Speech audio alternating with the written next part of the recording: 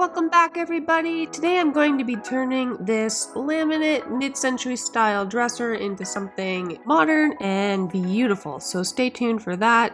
You can paint laminate tops even if you've got little areas here that are poking through. It doesn't matter what kind of paint you're putting over it, it's all in the prep work, so I'm going to show you how I do that. I'm lucky enough with this piece to have solid wood on the drawer handles and the legs, so we're going to be leaving those natural and white waxing them.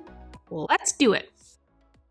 My name is Angie, and I'm the one behind Transcend Furniture Gallery, a business created from the love of vintage furniture and the desire to take broken, dated, and unloved things and turn them into modern treasures. Sometimes I paint, and sometimes I don't, but I always do what I can to save old pieces from the trash. Welcome to my workroom.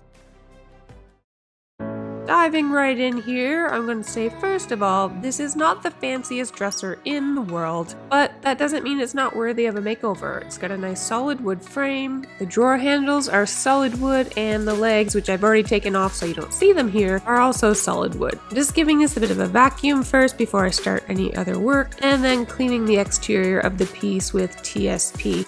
And I use TSP a fair bit in my videos, and I always seem to forget to mention you have to wipe it off. So you apply the TSP initially, but then you have to rinse it with water if you're using actual TSP. Just something I thought I'd mention.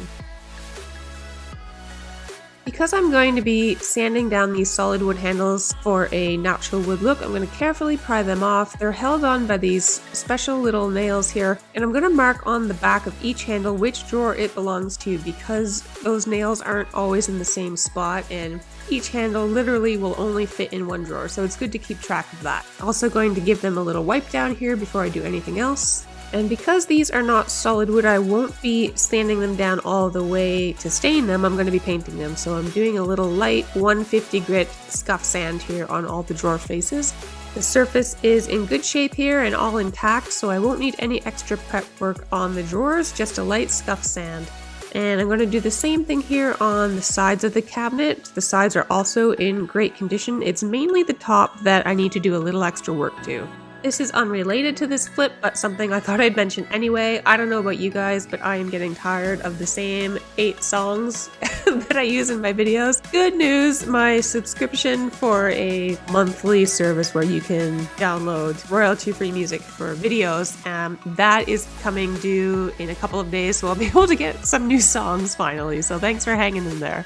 So I'm starting the process here on the top by doing the same scuff sand I did on the sides and the drawers, just maybe a little bit more care here. I'm just trying to get the surface flat. So once the surface is completely flat, I'm going to be filling in with some filling compound, and what that will do, it will sit into any areas that are recessed a little bit when I do my final sanding and help give me a smooth finish. I noticed here that the piece of laminate has separated slightly from the solid wood frame, so I'm just going to add some strong glue in the joint here. I'm just using my thumb and a glove to push that down into the joint. You can use a glue syringe. I don't have one at the moment, so this works fine for me. I just use something to pry it open a little bit and get that glue down in there. And then clamp it for about an hour, and every time I put a clamp on I get a little bit of squeeze out. That's a great thing. That just means I have a sufficient amount of glue in the joint.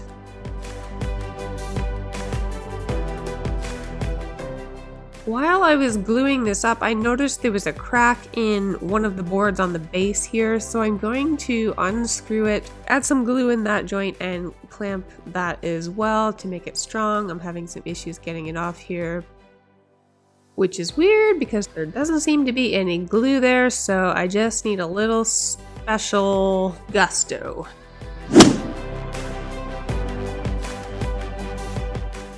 And I'm going to take advantage now of having this piece exposed on the bottom to get rid of any cobwebs or dust underneath.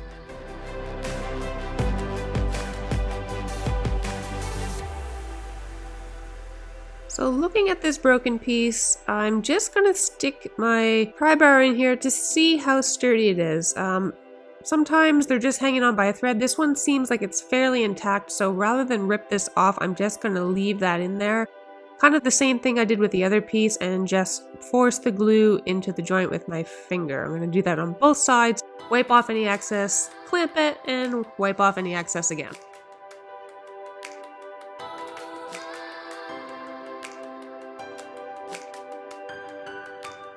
It's really important to have enough glue in this joint to keep it strong and durable over the years to come, so I'm really forcing it in there.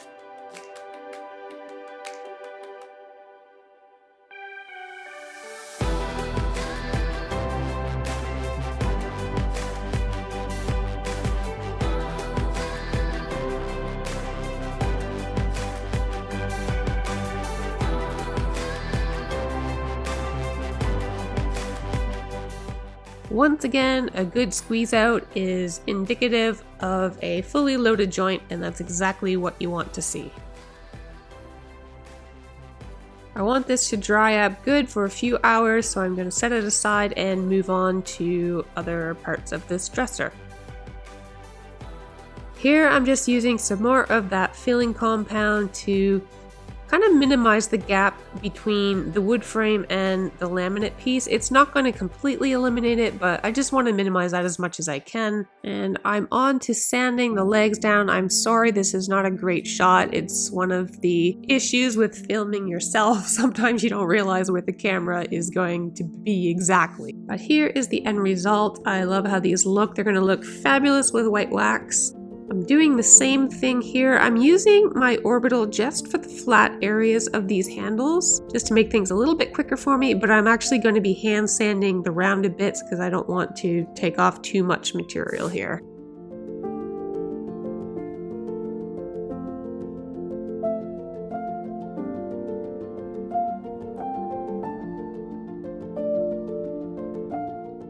This compound has had time to dry, so I'm just using my Orbital again to sand it smooth. And then I'm going to be reattaching the piece that was broken on the bottom. It's had several hours now to dry. It's sturdy, it's strong, it's good to go. One question I seem to be getting asked a lot on my YouTube video comments is what colors I'm using. I tend to mix a lot of my colors. This is actually a custom blended color. It's, I think, about 4 or 5 different colors. And often I just sort of play around. I have an art background, so I love mixing colors, but I don't always write the recipes down, so it's not always easy for me to tell you exactly what colors I use. I know for sure I used ash in this one, bayberry, and I think putty, but I do believe there was one other fusion mineral paint color. I just don't remember what it is, I'm sorry. But if you see a color I'm using that you like, remember to check the description of the video because I usually will write down the colors, stains, top coats, everything I'm using in the video in the description box, so check that out. If it's just a straight up fusion mineral paint color, it will be there. So this white wax that I'm using here is actually the very first type of wax I tried years ago when I started this. I bought it at Michael's. It's an Art Minds wax and I absolutely love it. It comes in different colors, but I really like the white. It's super easy to use. You just wipe it on and immediately wipe it back off. And you can see here the difference. It still has a nice natural look, but it's just a little bit paler and it's just so fresh and bright. I'm using the same wax on the handles here.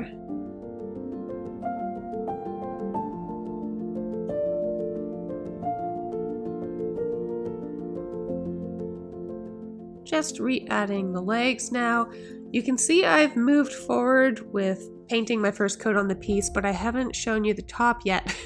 Normally I sand everything at once, but for some reason today I was super excited to get painting, forgot about the top and just did the first coat on everything else, and then it was like, oh yeah, the top. So these filled areas have had a few hours to dry now. You guys, I just noticed something that I can't unsee. My sander has a face.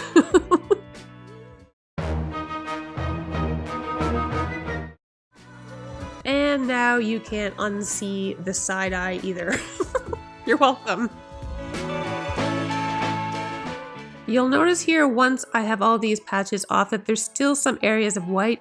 These would have been the recessed areas, which are now filled and smooth, but before I paint this I have to clean it off, let this dry, And then I'm going to be adding a clear coat. The clear coat layer is extremely important when you have pieces of the laminate substrate showing through the laminate. If you just paint over this, there will be obvious differences in the paint texture. So adding a clear coat, letting it dry, giving it a light sanding before you paint is crucial here, and it is really the key to painting laminate well.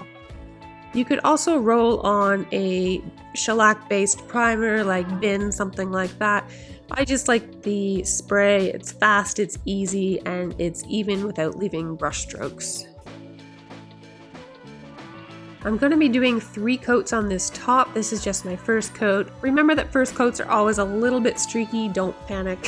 Give it a little bit of a light sand in between. You don't have to, but I like to just to keep it smooth and keep the brush marks down. And you're going to get much better coverage on your second coat. If this wasn't a laminate piece, I probably could get away with 2 coats here, but I just want to make sure that everything is covered well.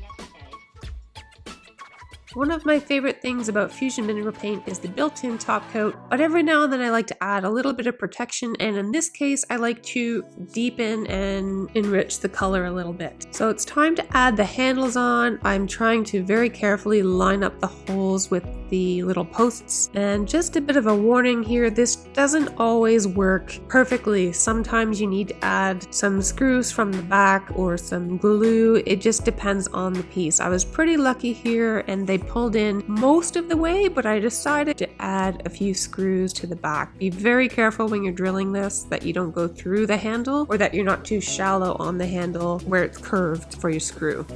If you're enjoying my videos so far, please feel free to subscribe if you'd like to see more content like this. Leave a comment below, I always love hearing what you have to say. Like, share. I'm fairly new to YouTube, so it all helps grow my channel. I'm super happy to say that I crossed the 3,000 subscriber line last night. I'm absolutely floored, actually, and humbled by the response I've had so far. I had no idea how this was going to go, and I've only been uploading videos for about 3 weeks, but I'm really enjoying myself. And I know I can't please everyone, and there's always going to be people that don't like the colors I use or the music I choose, but I'm having so much fun, and I'm glad that the majority of you are right there with me, so thanks again. This is just a little jar of touch-up paint. I really like to do this, especially if I'm using a custom mixed color, because they can't just go out and buy it. That's enough talking. Let's have a look and see how this dresser turned out.